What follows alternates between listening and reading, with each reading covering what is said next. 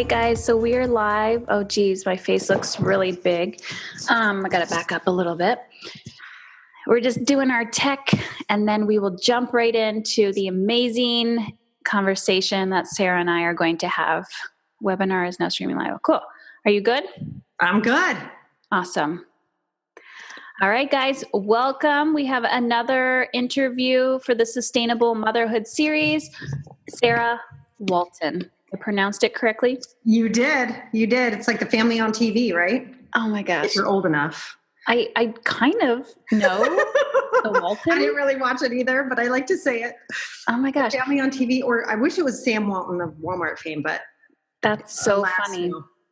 I always have this deep-rooted fear, and I don't know if this is conscious or unconscious, that I'm going to say people's names wrong. Yeah. Even if I know them like really well, I'll be like, is it Heather? They're like, I have the same name as you. Like, you're not going to say it wrong. But I have this fear. So when I meet people, I can remember their face, and then I stop. I avoid talking to them because I don't know how to say their name, or I can't remember their name. I see them at the gym all the time, but we've never done that awkward, what is your name? Yes. And I'm like, oh my God, this is so stupid, because they're probably thinking the exact same thing. Yes. And then there's this huge disconnect, and we're all just craving connection. Yeah, I know. I've done it too so many times where finally I just go, what's your name? It's like the worst. Like, you know about their kids, you know where they work, you know what's going on. They're like, shit, what's our name? Or the creepiness where you follow them online and then you see them in person for the first time, and you're like, I know everything about them, to the point where I know that their 2-year-old is potty training, and yet I can't say hello to them because I am going to have an anxiety attack or something. Yeah, it's frightening. It's very weird, the times that we live in. So yes. And then I get those awkward looks where people listen to the podcast and they're like, and I'm at the grocery store, like, you know, didn't brush my teeth, makeup running down my face. And they're like, are you Heather Chauvin? And after I'm yelling at my kids after I do the podcast on like how not to yell at your children. No, I'm not. That's me. This is the real world, guy. There's no hiding it. Mm-hmm. No fix for this one. Yeah. Coming at you. All right. I'm going to do your little intro so people know more about you. And then I'm really excited to jump in this conversation. Hit it, girl. So Sarah's the founder of the Money Mindset course. Yes. An interactive course designed to transform our relationship to money, and the When I Grow Up program for entrepreneurs and about to be entrepreneurs, and the Better Way Moms, an online magazine for moms. So before leaving corporate America to support other full-time, I did read this before. It's fine. It's all good. Other women full-time, Sarah spent her 15-year career navigating the corporate world, where she managed a P&L worth hundreds of millions of dollars, worked closely with Marianne Williamson, mentored dozens of women. Oh my God. Mentored dozen of women. We're doing this on a Friday. Okay. In the afternoon. Mentored dozens of women and balanced motherhood at the same time. So I am really excited to have this conversation with you, because you also quoted Dalai Lama in your bio, which is, the world will be saved by the Western woman. And I am so fucking excited to talk to you about this, because now more than ever, I'm just like, guys, we are getting in our own way. We can be the mother and women we want to be, do whatever our soul is craving. And yes, it's not going to look like you want it to, but it's magic. So welcome. So excited to have you here, Sarah. Thank you. I'm so happy to be here. I really am. This is so much fun. And, you know, I think you and I have kind of been on the same track for years and years, and I can't believe we've never met. It's just awesome. I know, but I do have this weird feeling like we did before, and I just don't know when or where. So I think we bump in online lives. Is that a thing? I think we have to make that a phrase. Online bumping. I don't know, but that sounds weird. But yes, I think there's been some online bumping in too. Yeah. Yeah. It's so weird. It's so creepy. Right. But let's talk about, so the word money, let's just go there. People like want to vomit sometimes when they hear the M word, and it's okay, because my husband, my parents, whoever I want to blame it on, you know, they're just bad with money. So therefore that's why I don't have any, or they're great with money. That's why I don't need to know about it. like, why is this okay for women to have this story around money? It's not okay. First of all, it's not okay at all. And I think there needs to be a massive adjustment. I think we're seeing it happen socially, at least in the United States right now, for sure, around women in general, that there are basic civil rights we're fighting for in a different way this time. It's not the women's, it's not the suffrage movement per se, but it's more of a basic, we need to talk about the atmosphere into which we've been born conversation. And I think a big piece of that, in my point of view, is money. And,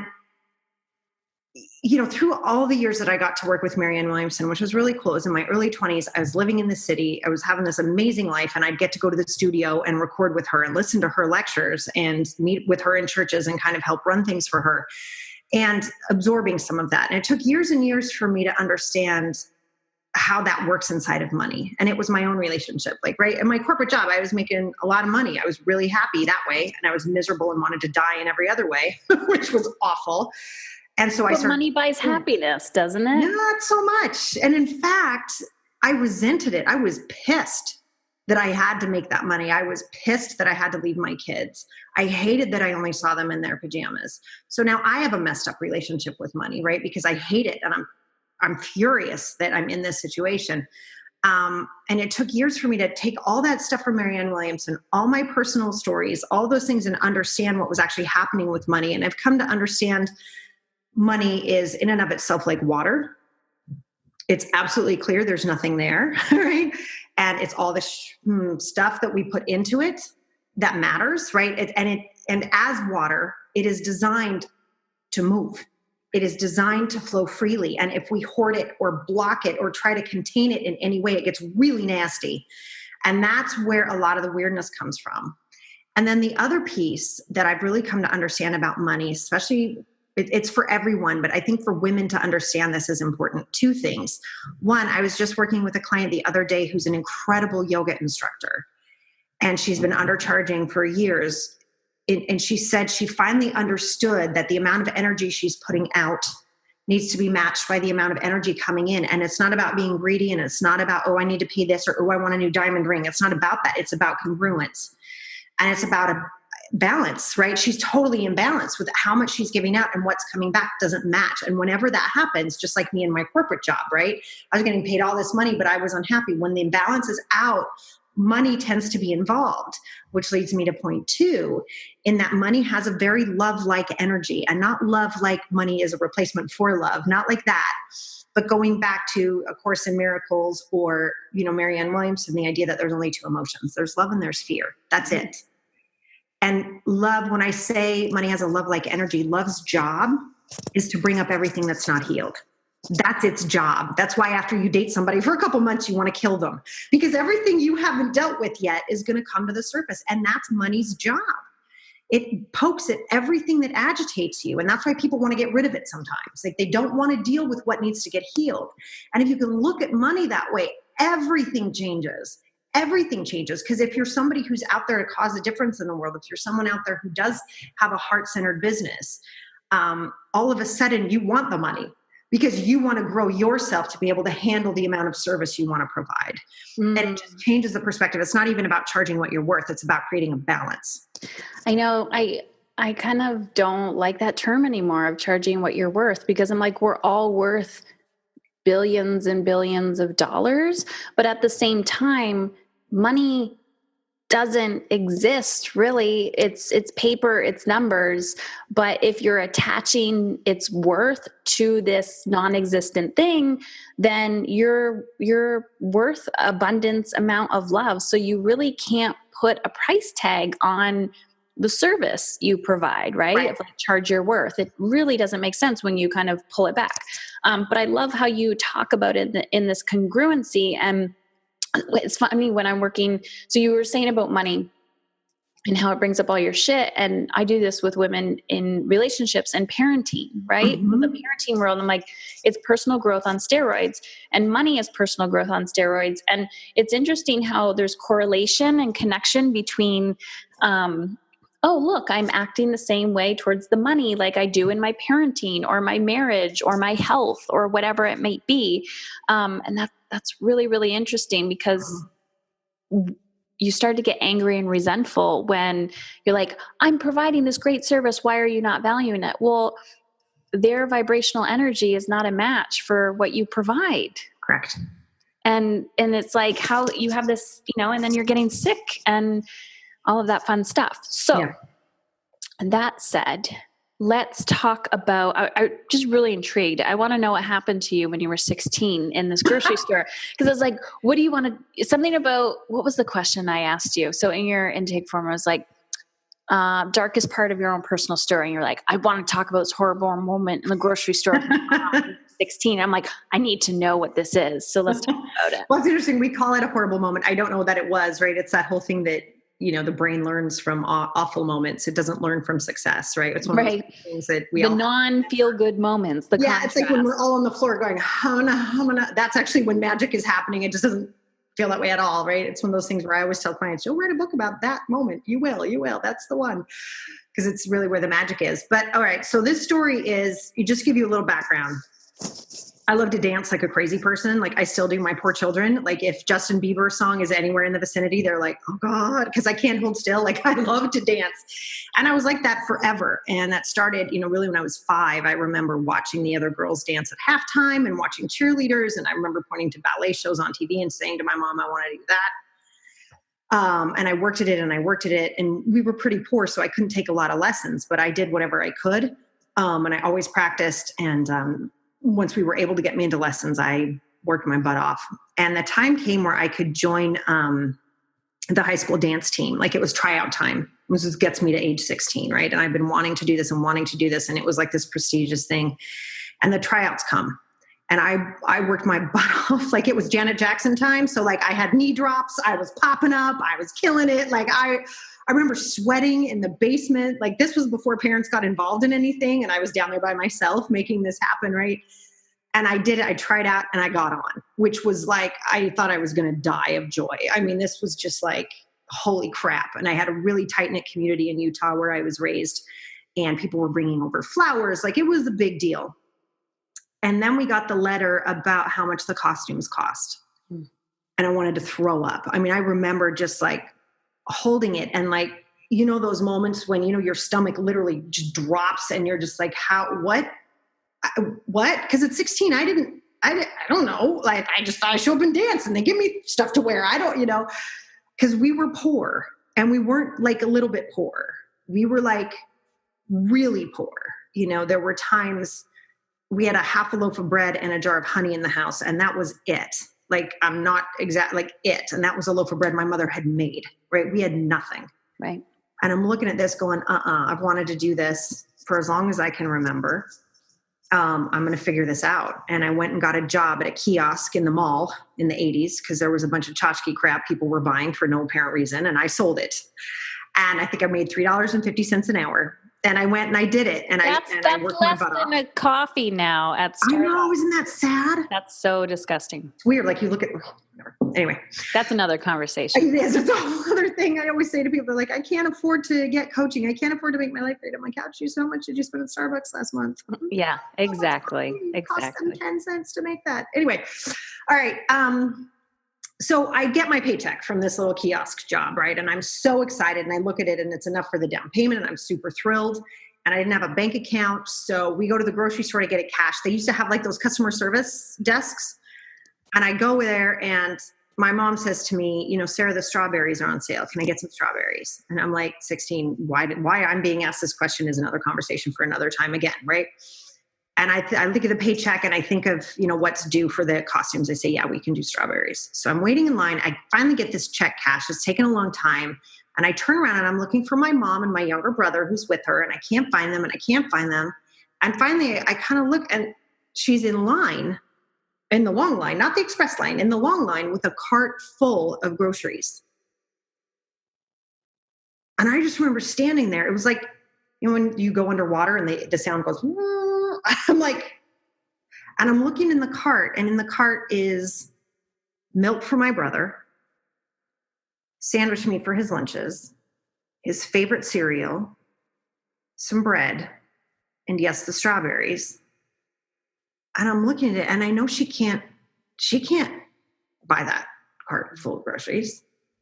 And I'm standing there and I'm going, I can buy the costume I've wanted forever, or I can buy these groceries and make sure my brother has food. But I can't do both. And in that moment was this horrific split in me where I loud and clear got the message. You can take care of your family or you can take care of you, and you can't take care of both. Mm. And I took that lesson to heart, a lot. And I left Salt Lake City. I went to UCLA. I lived in France. I moved all over and I landed in New York City, where I climbed the corporate ladder. I kicked ass everywhere I went, right?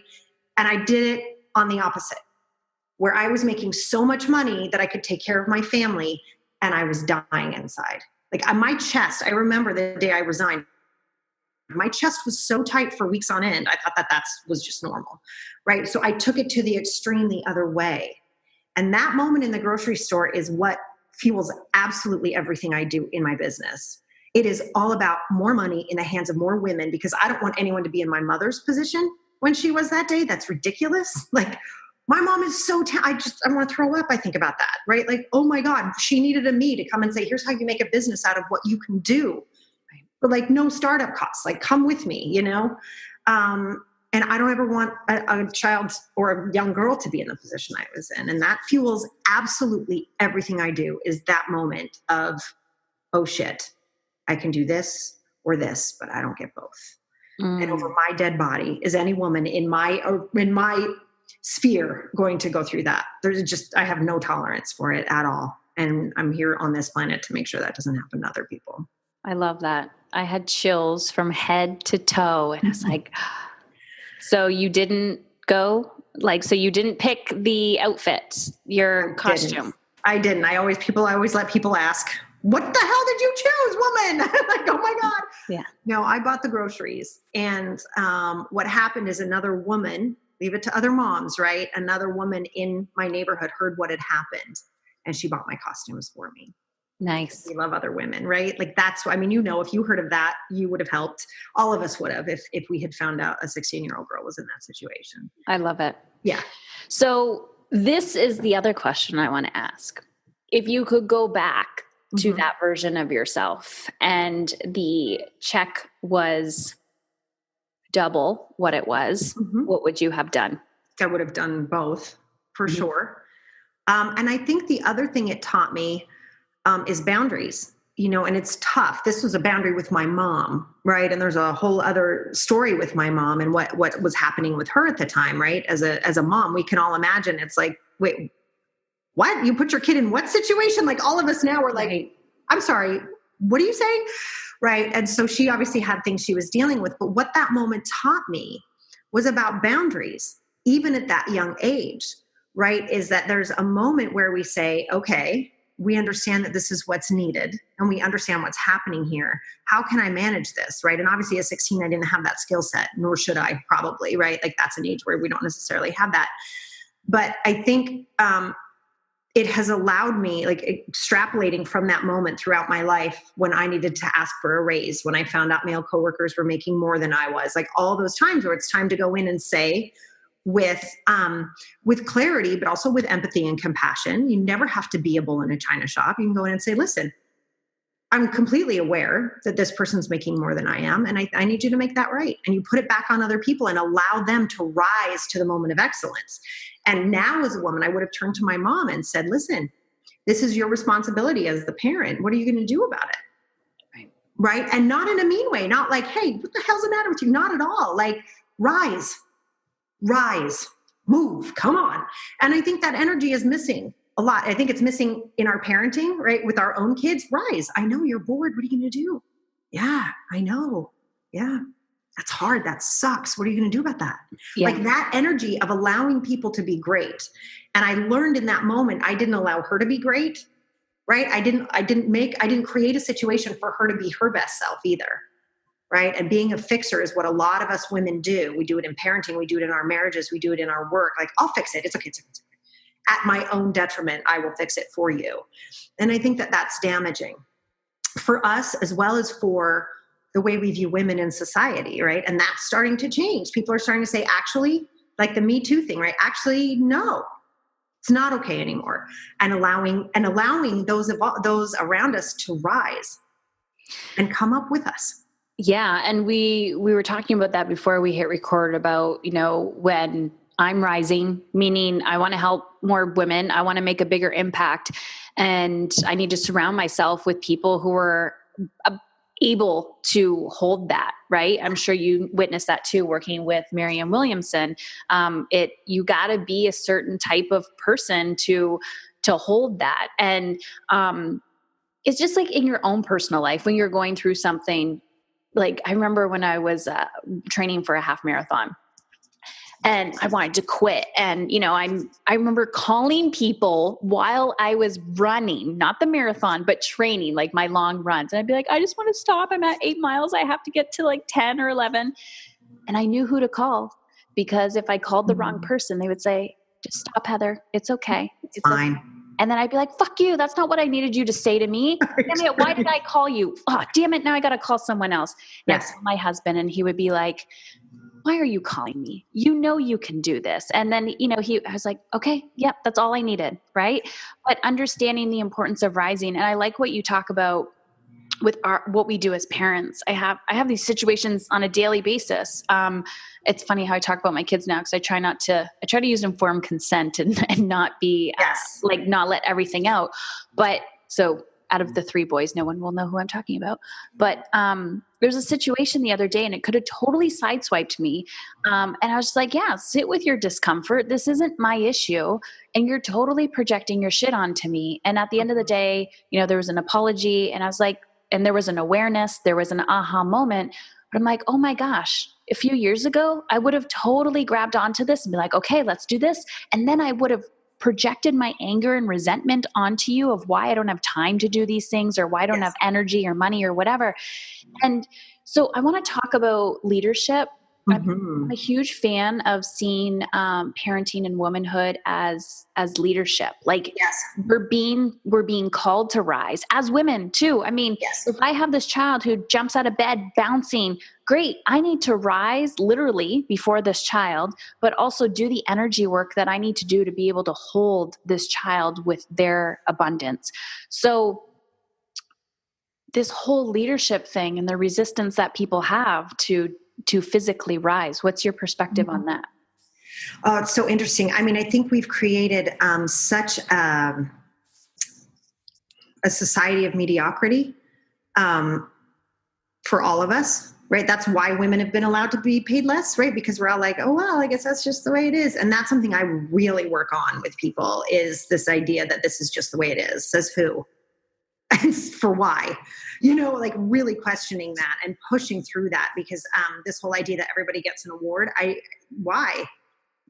why would we reward that? You don't reward bad behavior ever. And I'm not saying it's bad behavior, but it's mediocre behavior. And mediocre behavior should get a mediocre response. That's fine. Like, if people are okay doing that, then that's great. That's appropriate. That's congruent, right? Back to balance. Right. But I think the biggest missing piece in leadership right now that we're seeing, and we're again watching this shift happen kind of live time. And I think, we're going to get to tell our kids about this time, I think, a lot. They're going to ask us like, people ask about the 60s and watching people get hosed down and like, what the hell was that about? And you saw that, and what did you do? And all these conversations that we're having. So as far as leadership, right? And like you said, I love what you said about rising to meet the energies that are coming at us. And I think on a larger scale, that's what we're doing. There's a lot of energy coming at us, and we're rising to meet it. And inside of leadership, there are certain characteristics that are just flat out characteristics that leaders have. And I talk about them often, but you can learn them. They are habits you can create. These are skills you can master. Like, this is studyable. This is learnable. There's not like some magic fairy doles out leadership to only a few people. But the number one missing thing I see in all of us, myself included, is courage and understanding influence. And courage is not, it's displaying courage, right? Because anybody who displays courage, which is something, you've done, talking about your past, what's happened, coming back health-wise, everything, right? That's displaying courage, right? It's a matter of saying, I'm strong enough to handle whatever comes back to me if I do this, right? That's a moment of courage. And the more we see each other do that, the more we give each other permission to do that and stand up and say, like we're seeing now, this is no longer okay. And then the courage to say, I'm drowning as a mom. And I'm gonna rise to this occasion. It sucks right now, but I'm gonna figure this out. Like, I'm not the first mom ever. There are people around me. I'm not so special that my one problem, like, no matter how bad it is, very rarely can we say, no one has ever had this problem before, right? And letting that uniqueness go, like, no, we're all in this together and we've all banged our head against some of these walls. It's okay. So that courage to do that, to admit that, and to move through that, I think is something we're starting to see. And I think it's something that we all need to work on. And as far as influence, I think the biggest, there's six strong characteristics of influence, but the one I like to talk about most is character. And I think, especially online, what we need to understand is if we want to be leaders for our children, we want to be leaders in our business, we want to be leaders in the world, or even in our local community or inside our family, is character. People don't listen to what you say, they watch what you do. And I know we've heard that, but so what? Did you remember it yesterday? Did you remember the day before yesterday? Like, you can hear it, but are you doing something about it? Like, pushing people to really get in there about your character, because people are watching you 24/7. They're not watching you when you want them to watch you. They're not watching you when you want them to look away. They're watching all the time. And character matters, and it's compounding interest. And what we do with that compounding interest matters. And it matters most, I believe, with our kids. Yep. They're watching all the time. All the time. And I have to be reminded of that. I mean, I have a coach who's like, really, how were you in front of the kids? Shit, they saw me work all day. Damn it. And I didn't get up, and I didn't pee, and damn, I don't want my daughter to grow up and think that that's what moms do. You know what I mean? Like, come on, like, what are you doing? Rising to the moment. Yeah. I hope I answered the question. Yeah. And coming back from it. And I was talking to someone the other day, I said a simple, I'm sorry, or, you know, I did something today that, I wasn't practicing what I preach. And it makes a big difference to say, we're okay. It's okay to make mistakes, get back on the wagon and keep going. Right. But like you were saying, character is so important, because we're usually constantly projecting, and the sun must have shifted. I'm dark all of a sudden. What was I just saying? Oh, we're constantly projecting, right? Why won't my child listen to me? Why won't my child respect me? Do you respect yourself? Yes. Well, no, but like, I want my child to respect me. Well, how can we demand respect from somebody else if your son or daughter is actually physically looking at how you treat yourself? And to understand this, we got to go deep. We got to go within. And unfortunately, there's no formula to figure this out. The formula is, how can I respect myself more? How can I love my money more? How can I value my money, my time, my energy more? Don't respond to the text messages. Literally turn your phone off. Guess what? You can give yourself permission to do that. I could not agree more. And this whole thing where we do this, right? Yeah, honey, how was your day? Yeah, that's great. And then we say, look at me. When we're talking, no, you don't get to do that. And then they're like, but mom, you do that to me all the time. You're like, don't talk back. Yeah. Don't talk back. Don't tell me, don't practice, whatever. Don't listen to me, say as I do, and as blah, blah, blah. And then they're like getting these mixed messages, and then they're frustrated and realizing, I'm so far removed from this, but I remember a lot of people going, well, did I cause this bad behavior in my child? I'm like, you're not your child. They are not you. You are two human beings interacting with each other. And I think it goes back to this conversation about energies and how we are all connected. And it does make a difference in how you energetically show up, because other people are watching and can feel it. Yeah, they can. And they're watching all the time. That's the thing. The other thing about character, and I think this is so intentional to do with our kids and to do with clients and customers. I think this part really is important. And in being intentional about how you craft your character, which sounds weird because it sounds like that's being manipulative and it's actually not. It's being intentional, right? Because nobody wakes up in the morning and says, I want to be an asshole today. Like, nobody does that, right? It's like totally unintentional. You just let life happen. It's coming at you and you just respond. And if you take a moment instead beforehand to actually craft it, you have a lot more control over how it goes. So it's actually a much smarter way to go through life. And when it comes to character, one of the things I ask people to practice, and this is so good to do with your kids too, is when you wake up in the morning, you want to ask yourself, how do I want people to feel when I leave the room? And I think that's more important than almost anything we can ask, right? Because I'm sure you've ever had that situation, Heather, where you're talking to somebody and it seems totally nice. Like it seems like a nice conversation. And then they leave and you're like, dude, I just got slimed and I don't know how. And I don't know what, it's like, ew. And you're just left with that shitty feeling. And it's because there was something going on. And you'll remember that the next time you see them much more than you'll remember anything that anybody said, right? It's that famous, I think it's Eleanor Roosevelt quote, right? People will forget what you said, but they'll always remember how you made them feel. Yeah. And I think if you intentionally set up before a work meeting, before a networking event, before you see your children, when you pick your kids up from school, when you're making dinner, before they go to bed, how do I want them to feel when I leave the room? And I think intentionally planning that out beforehand. I want people to feel loved. I want people to feel seen. I want people to know that I've got them. I want people to feel like they can accomplish things they want to accomplish. I want people to feel inspired. That's a whole other way to go about life. So it's not manipulative. It's not, I use the word crafting because it's intentional, but it's not something to be taken lightly. And I don't think very many people do it. And I think it's a detriment that we don't.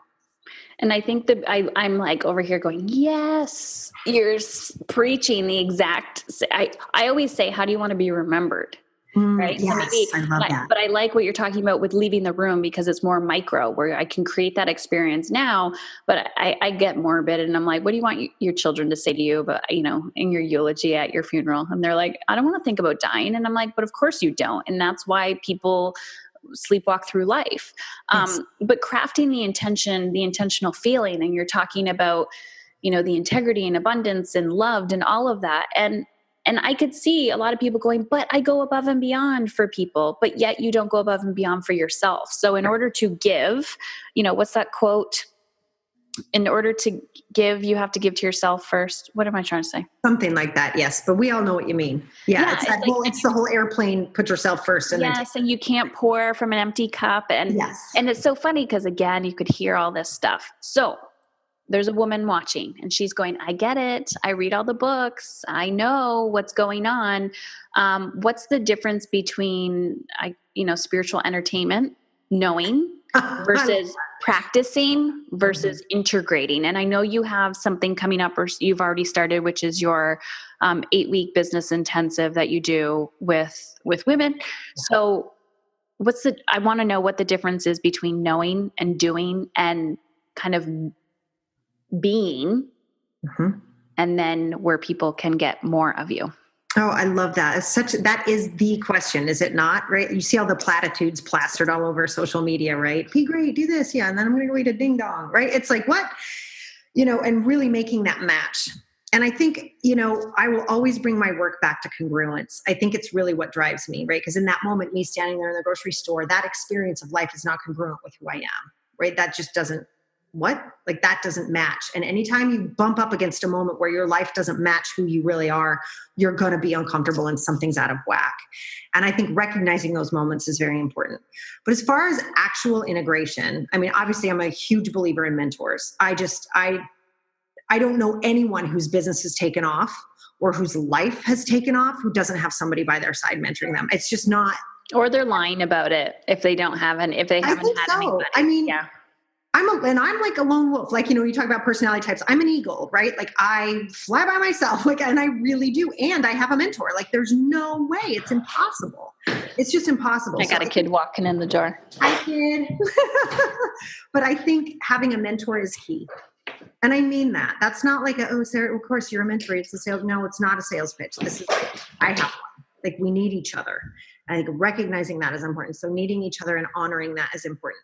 As far as day-to-day integration, one of my favorite questions, and I'm doing this in my private Facebook group right now, all week they've had to say how they want to feel when their head hits the pillow that night.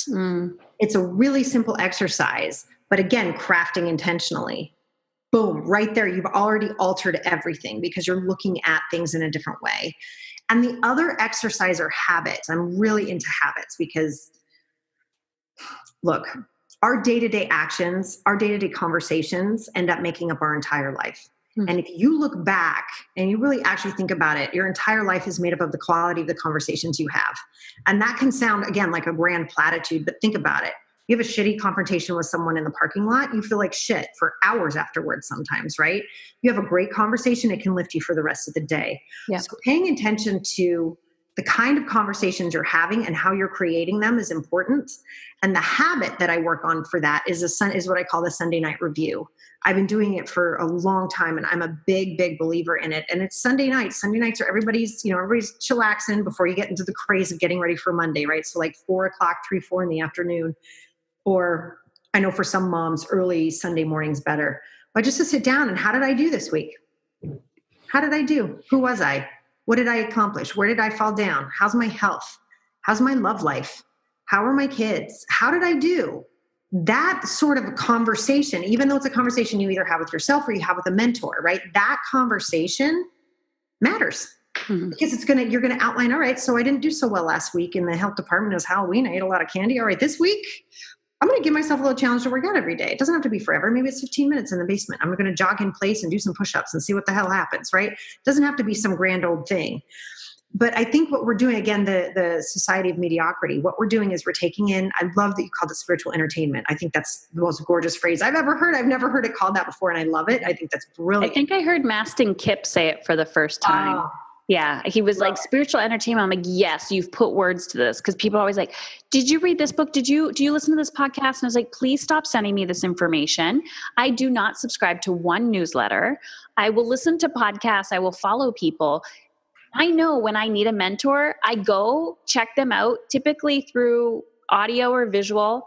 I get their essence. I like them. I say, let's work together. I need you in my life. Yeah. I don't need to follow them and read their emails for a year, right? So that's bad coming from an email marketing person, but no, but it's true, because you know what though? But the people who want you and need you will follow you, right? That's the way this works. We need each other, and we need each other in different ways, and that's okay. And I think that's part of what we need to break through as far as spiritual entertainment and guru. I call myself the anti-guru, right? Like I'm perfect. Just do this for 30 seconds every day and your life will be perfect. It's like, what the hell? No, we're all dealing with something. And that's why it's so great to have those mentors that are like, guys, I'm just like you. I'm just a few steps ahead because I started earlier.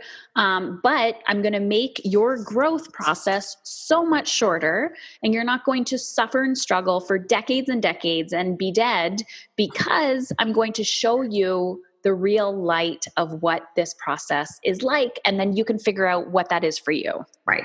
Yeah. Right. Yeah, I agree. I think it's critical. Spiritual entertainment. Oh my gosh. Your face. I call it entrepreneur porn. That is so, I hate it. It's like, get the hell off my newsfeed. Like, knock it off. And it doesn't feel good after a while. No. Sorry.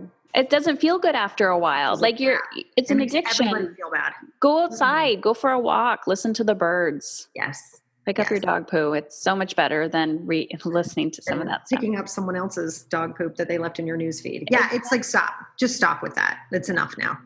We can work with each other. We can figure this out. We can be there for each other, and we can inspire each other. But let's tell the truth.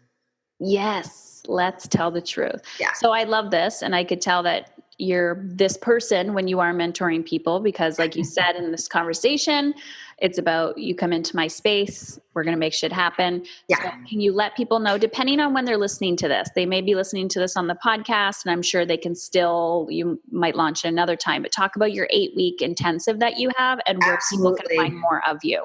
Oh, I love it. I love it. So, you can always find more about me at sarahwalton.com, and that's Sarah with an H, and it's Walton just like it sounds. So sarahwalton.com. I tried to make it tricky. All right. So my 8-week, I'm calling it a business accelerator. I've really worked on some of my clients with this. And I don't do group programs normally. Most of my work is one-on-one. Like, I do one-on-ones and I have masterminds, and that's it. And so many women have said, Sarah, I can't afford to work with you one-on-one, but I really want to, or I'm kind of scared to jump into this space. And so I said, you know what, I'm going to do a group program. I'm going to give them everything I've got. We're talking about strategies. We're talking about money. We're talking about business plans. We're talking about my favorite financial system for business, which is called Profit First. Like, we're going all in, like no holds barred for 8 weeks, 24/7, go. And really giving these women everything I've got. And you can learn more about that if you go to my website, and you can type in, 8-week business accelerator, and it will come up. Awesome. And my goal in doing this, it starts January 1st, on the 1st, not January 2nd, because I, again, don't believe in mediocrity, right? Like, if you're going to do this, why are you waiting? It's the first day of 2018. Let's go. And I'm super excited about it. We already have women enrolled, and those who enroll before January 1st are getting my year in review packet, which I give you normally just to my one-on-one clients, where we really go through your year, just like the Sunday night review, but this is about the entire year. What did you learn? What do you not want to repeat? And what skills are you going to need for next year, which is always a fun question to ask because it makes you think in a different way. So I'm super excited about it. And that's what I have going on. I love this.